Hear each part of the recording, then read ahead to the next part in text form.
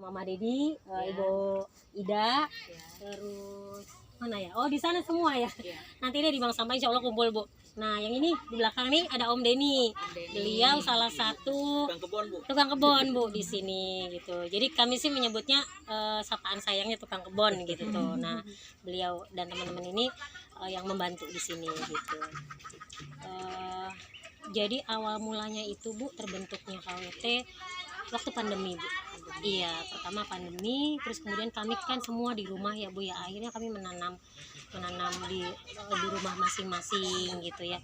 Ada yang menanam kangkung, ada yang menanam bayam gitu, terus cabai kayak gitu. Akhirnya ada satu ide muncul gitu, kenapa kita nggak bentuk kelompok saja gitu tuh. Ketika kita berjalan sendiri-sendiri ya udah gitu sendiri-sendiri kegiatannya gitu, tapi ketika kita bentuk kelompok insya Allah itu nanti akan jadi pergerakan yang bersama-sama gitu. Terus akhirnya ya sudah kami minta tolong ke BPP, waktu itu BPP Balai Penyuluh Pertanian, minta dibuatkan KWT, terus akhirnya dibentuk, Ibu, seperti itu. Jadi kami itu sebenarnya komunitas ini, Bu, tapi alhamdulillah di komunitas itu terdiri dari yang pertama masyarakat, kemudian ada RW juga, maksudnya ada RW, kemudian ada ibu, ada RT gitu, dan ada kader juga. Jadi kita tuh gabungan, Bu. Jadi tidak hanya kader PKK gitu, tapi kita di sini gabungan gitu tuh. Jadi berbagai unsur alhamdulillah lengkap di situ gitu. Terus apalagi ya. Nah, terus habis itu sudah dibentuk KWT. Setahun kemudian kami dipercaya untuk mengelola bantuan namanya P2L, Pekarangan Tangan Lestari. Iya, kami waktu itu dapat dikasih 50 juta untuk bangun rumah bibit, kemudian ini penataan lahan gitu. Nah, kemudian akhir tahun kami diminta untuk ikut lomba waktu itu, Bu. Iya, ikut lomba namanya Urban Farming Lestari yang mengadakan di KPP Jawa Barat dan Silik Tulungan, komunitas Silik Tulungan. Nah, alhamdulillah waktu itu kami dapat juara 3, Bu, tingkat provinsi gitu untuk urban farmingnya kayak gitu. Terus kemudian kami terus berproses. Nah, waktu itu juga Ibu Ketua PKK Kabupaten Cirebon minta lokus juga di sini untuk waktu itu ada lomba apa tuh, Bu, yang jagung tuh ya? Iya, pemanfaatan pekarangan untuk sumber karbohidrat. karbohidrat. Iya, lokusnya juga alhamdulillah di sini. Waktu itu kami bersaing dengan beberapa peserta ya, dan alhamdulillah kami masuk. Waktu itu tuh masuk 7 besar, terus kemudian diverifikasi juga. Alhamdulillah kami waktu itu peringkat keberapa ya, 5 atau ke-6 gitu, Bu, untuk lomba itunya. Dan alhamdulillah sampai sekarang juga jagung-jagungnya masih ada, Bu, walaupun acara itu udah selesai, tapi iya masih terus gitu tuh, karena bagi kami itu bagian dari pembelajaran gitu. Oh, ternyata bisa juga ya ditanamin jagung. Sebelum ada lomba itu kami nggak ada jagung, Bu, tapi ternyata dikasih tahu, oh ternyata bisa juga ditanemin gitu, dan hasilnya juga bagus. Makanya kami masih sampai sekarang masih menanam gitu. Nah, itu tentang KWT-nya, Bu. Terus kemudian di bank sampah, jadi kalau bank sampah itu apa ya namanya, suatu lembaga juga yang di dalamnya mengelola sampah rumah tangga. Jadi bank sampah itu Ibu, mana Ibu sekalian sambil diminum, sambil dijabur, seadanya ya, Bu ya. Iya, sama. Iya, jadi kalau di bank sampah sama, Bu, orang-orangnya juga ini juga di sini, kayak di sini ya orang-orangnya ini, di sana juga sama seperti itu. Jauh bank sampahnya? Enggak, deket, Bu, itu di lapangan. Makanya kami arahkan ke sini dulu karena ada kegiatan, nanti kita bareng-bareng ke sana gitu. Nah, di bank sampah itu kami sampai sekarang sudah ada 350 nasabah dari berbagai daerah gitu. Tadi awalnya sih kami pergerakannya satu RW dulu nih, Bu, gitu. Satu RW karena memang ibu-ibunya juga lahir dari sini gitu. Kemudian kami juga menghendaki pengen ada sampel satu RW itu pergerakan dulu gitu. Jangan satu desa dulu lah, kita ambil sampel terkecil gitu. Nah, akhirnya di sini lokasinya, kemudian kami berkegiatan itu. Jadi kalau bank sampah itu, Bu, sebenarnya sih mengelola sampah lebih spesifiknya anorganik.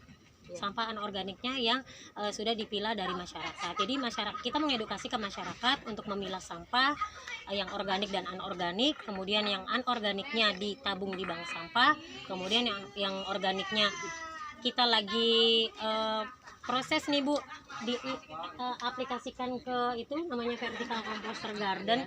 Iya, nah yang residunya itu diangkut sama petugas sampah, kemudian ditaruh di TPS di sampingnya kebun ini. Nah kemudian diangkut lagi sama TPS, dibawa ke UPS. Di sana nanti diolah residunya untuk jadi RDF. RDF itu bahan bakar alternatif pengganti batu bara di PT Indosemen.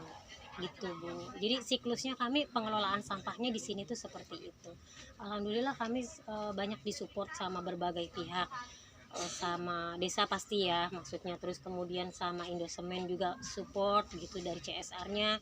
Kemudian kami juga sudah berkolaborasi dengan PT Pegadaian, nah termasuk yang KWT juga, iya Polres juga termasuk kan kalau iya. Jadi memang KWT sama bank sampah itu kan linknya walaupun satu apa ya, satu di lingkungan gitu ya, tapi kan muaranya kan beda Bu. Kalau KWT itu kan ke Dinas Pertanian ya, sama Dinas Ketahanan Pangan.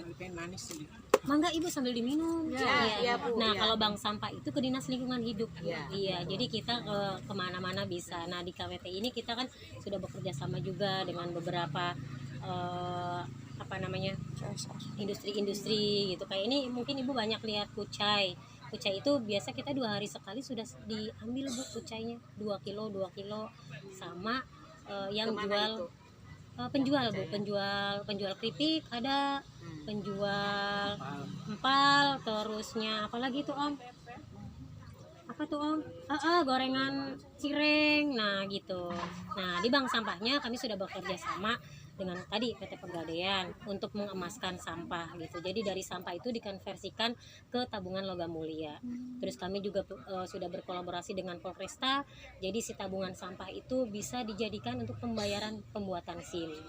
Dan itu asli apa namanya, biayanya tuh sesuai dengan PNBP. Sekarang maksudnya kalau di luaran sana ya yang pakai calok gitu kita tahu seberapa besarnya gitu ya. Tapi kalau melalui bank sampah itu sesuai dengan apa namanya, PNBP ya, pajak langsung dari atasnya. Jadi kalau bikin SIM C itu kita biayanya cuma 100.000 dan bikin SIM A itu 120.000 saja. Itu dari saldo tabungan sampah. Terus kami juga punya program Pakarmin, sampah tukar minyak. Bentar, Mbak. Parmin. Iya, jadi kalau yang nasabah sudah punya saldo 16.000 bisa ditukar dengan 1 liter minyak misalkan gitu Bu. Terus kemudian kami juga punya program Udah berapa tadi? Udah 16.000. iya, Ditukar 1 liter minyak. iya gitu. Jadi kami sih berusaha untuk berkolaborasi dengan berbagai pihak gitu. Iya, tujuannya untuk apa ya namanya, mengembangkan jejaring gitu. Jadi ketika kami bersama-sama, insya Allah nanti perkembangan dan pergerakannya juga semakin mudah gitu dibanding kita sendiri bergeraknya nih. Kita nggak bisa kalau sendiri, apalagi tentang pengelolaan sampah itu luar biasa sulit Bu. Harus berbagai pihak harus ikut mendukung seperti itu. Mbak Cici, saya belum mencatat yang untuk dengan Pegadaian kan ditukar dengan logam mulia. Itu harus segimana tuh? Itu Iya. kalau dengan logam mulia. Jadi kalau mengemaskan sampah itu Bu, jadi dari tabungan sampahnya kita konversikan ke tabungan emas logam mulia gitu. Nah itu jadi kita nabung nanti Minimalnya? minimal 1 gram itu baru bisa ditukar Bu gitu. Nanti di sana ada bukunya, sama sih Bu seperti buku-buku yang umum tabungan emas gitu ya, yang warnanya coklat ya kayak gitu. Cuman ini melalui bank sampah gitu, seperti itu. Ya jadi seperti itu Bu, berbagai program gitu. Itu sih kami berusaha untuk yang pertama menarik perhatian masyarakat. Jadi sebenarnya masyarakat itu kalau berbicara tentang sampah, aduh apa sih gitu ya, apalagi kalau lingkungannya sudah dikelola sama tukang sampah nih, udah beres gitu. Tapi kan kita nggak bisa begitu aja. Di sini oke lah sampahnya beres gitu, tapi apa kabar di TPA, di tempat pemrosesan akhir gitu, di sana menggunung Bu. Bahkan kita tahu di mana-mana pernah waktu itu ada kebakaran, bahkan ada beberapa daerah yang TPA-nya ditutup gitu kan. Nah Kabupaten Cirebon nggak mau itu gitu, akhirnya Dinas Lingkungan Hidup pengen bank sampahnya ayo bergerak mengedukasi masyarakat untuk sadar sampah gitu. Jadi sebenarnya kalau bank sampah itu lebih ke edukasinya, Bu. Edukasi garda terdepan di masyarakat untuk mengajak meracuni pikiran masyarakat gitu untuk sadar sampah gitu. Jadi itu sebenarnya yang utama tuh edukasinya. Kemudian yang kedua pemberdayaan. Itu di situ kita belajar berorganisasi, belajar mengolah suatu lembaga gitu. Kita ngajak ibu-ibu yang tadinya di rumah biasa-biasa aja arisan gitu kan, tapi ayo kita punya kegiatan yang lebih positif nih gitu. Itu di situ ada pemberdayaannya. Makanya cocok di Kabupaten Cirebon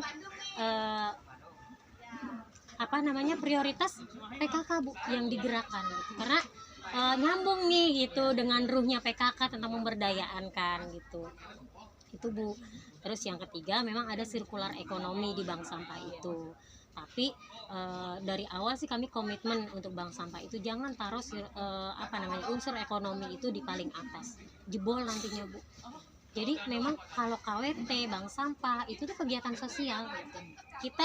Kita duluin aja kerja baktinya deh gitu, kita duluin gotong royongnya gitu. Iya, dan nanti hasil sih pasti akan mengikuti itu. Apalagi kalau di bank sampah, Bu, sekarang tukang rongsok siapa sih yang nggak kaya gitu ya kan. Musdalifah aja kan mantan istrinya Nasar gitu. Nah itu kan aslinya berkecimpung di bidang rongsok, Bu, gitu. Jadi insya Allah kalau sirkular ekonomi sih pasti nanti akan mengikuti. Itu saya sampaikan ke teman-teman seperti itu gitu. Tadi Mbak Cici udah disebutkan dengan pegadaian 1 gram baru bisa ditukar ya Iya. dengan mulia. Kemudian tadi sama dengan Polres itu pembuatan SIM dan lain-lain. Kemudian lagi yang Pak Karmin itu sampah tukar minyak ya Iya. 16.000 baru ditukar dengan 1 liter. Nah ini yang Indosemen tadi disebutkan. Iya. Nah itu seperti apa itu? Nah, kalau Indosemen itu kita kan memang di bawah binaannya langsung ya, Bu ya. Tapi secara program kita punya namanya Save Kantong Semen 3 Roda dan Raja Wali. Jadi Kantong, iya. Nanti di bank sampah juga ada sih, Bu, player-playernya nanti. Nah, Ibu nanti bisa saya minta lihat. ya. Enggak. Gitu. Ya lanjut. Nah, jadi kalau yang untuk program Save Kantong Semen 3 Roda dan Raja Wali itu kita menampung karung-karung semen bekas yang ada di masyarakat gitu, terus kita tampung, terus kita balikin lagi ke Indosemen. Jadi itu sebenarnya mendukung program IPR-nya Indosemen gitu, Bu. Jadi Indosemen itu kan punya memproduksi sampah nih, sampah kertas gitu yang dikeluarkan, yang disebar-sebarkan ke masyarakat. Nah, Indosemen harus bertanggung jawab untuk mengelola sampah yang mereka keluarkan. Itu namanya program IPR gitu. Nah, kita membantu itu gitu. Nyaring sampah-sampah kantong semen yang ada di masyarakat untuk kita kembalikan lagi ke Indosemen. Gitu. Ini loh sampahnya gitu. Ini terserah mau dikelola jadi Tanggung jawab ya. gitu. Iya. Sebenarnya bukan cuma Indosemen, Bu, semua industri yang mengeluarkan sampah gitu itu harus bertanggung jawab akan hal itu. Contoh bungkus kopi misalkan, industri kopi itu sebenarnya mereka harus bertanggung jawab atas saset-saset yang mereka keluarkan gitu. Cuman tergantung kita nih, tergantung juga industrinya apakah dia care gitu ya, apakah mereka peduli gitu atau ya sudah saja gitu. Tapi Indosemen insya Allah iya, Bu, mangga Ibu diminum dulu, Bu. Mbak Cici, ini sangat menarik sekali ya, beberapa kerjasama kalau tanpa betul-betul orangnya yang mau gitu ya, ini rasanya sulit untuk Mustahil. terlaksana ya. Nah itu kan tergantung kemampuannya dari KWT juga. Nah Mbak Cici, nanti kita boleh lihat untuk jenis si narasi untuk kerjasamanya, MOU-nya seperti apa, boleh kita ini ya lihat ya. Siap. Termasuk ini, Bu, kita kerjasama juga dengan sekolah-sekolah. Sekolah berupa apa kalau dengan sekolah? Jadi kalau di sekolah itu tetap kita mengedukasi. Nah jadi gini, ini kan kami punya kebun ya, Bu ya. Ya. Kami itu berusaha yang pertama kan memang budidaya sayuran gitu ya. Kemudian yang kedua kami juga punya pupuk. Kemudian yang ketiga kami juga ada pembibitan gitu. Nah ketika ini sudah berjalan gitu terus tertata seperti ini, ada pemikiran waktu akhir tahun itu kenapa nggak kita ajak aja gitu sekolah-sekolah untuk di sini gitu, untuk berkegiatan di sini. Akhirnya muncul, Bu, namanya urban farming, apa namanya tuh Agro Edu Park namanya tuh Bu. Agro Edukasi Agro Edu Park gitu. Nah, jadi kita masuk ke sekolah-sekolah untuk ngajak sekolah-sekolah untuk belajar di sini. Apalagi kalau TK itu kan ada tema gitu ya, misalkan tema tanaman, tema lingkungan kayak gitu. Nah, kita ajak mereka untuk berkegiatan di sini ketika tema. Terus harus ini bawa bekal dari rumah itu kan bisa untuk Iya, nah jadi kita kegiatan di sini termasuk kita kenalkan juga di bank sampahnya gitu. Jadi kalau bank sampah sama KWT itu ibaratnya satu paket Bu kalau di sini. Jadi kalau misalkan ada tamu ya udah otomatis kita ajak ke sini dulu terus ke sana atau di sana dulu terus ke sini gitu. Jadi lumayan itu Bu, kami sudah mulai ke program itu. Alhamdulillah kami juga mengedukasi anak-anak gitu ya biar mereka ngerti lingkungan sejak dini, termasuk mereka kalau datang ke sini kita bukan tiket sebenarnya ya, tapi lebih ke untuk biaya pemeliharaan satu siswa 10.000 misalkan. Nah, itu kan bisa nambah income gitu buat teman-teman, buat kas di KWT juga, di bank sampah juga. Termasuk ini bagian dari pembelajaran teman-teman biar bisa ngobrol, bisa ngomong di depan umum gitu kan, biar bisa mengarahkan anak-anak seperti apa gitu. Itu kita punya program itu juga Bu. Jadi alhamdulillah setiap tahun itu ada aja siswa atau sekolah yang datang ke sini. Entah dari SMA atau SMP. Baru beberapa bulan kemarin, bulan November itu SMA Palimanan Bu, 420 orang setiap harinya dalam 12 hari datang ke sini untuk edukasi. Ya kita sih berusaha untuk apa ya, gimana caranya biar lingkungan ini terlihat menarik gitu. Pembelajaran lingkungan ini terlihat menarik. Ya begitu caranya Bu, kita cari gimana caranya, inovasi apa nih gitu, program apa nih. Itu mungkin itu.